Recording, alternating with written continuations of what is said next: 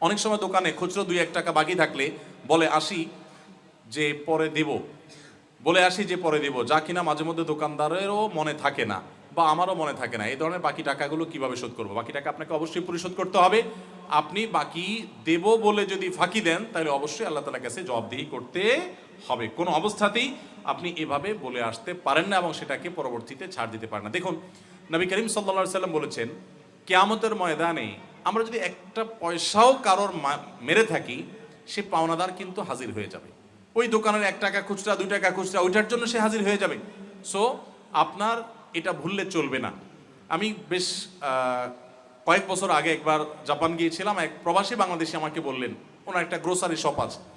বললেন, ভাই আমার গ্রোসারি শপ থেকে একজন জাপানি কিছু কেনাকাটা করে চলে গেছেন, সামান্য হিসাবে আমার একটু ভুল ছিল, একটা জিনিস হিসাব করি নাই, এরকম কিছু একটা। তো আমাকে কিছু টাকা আমি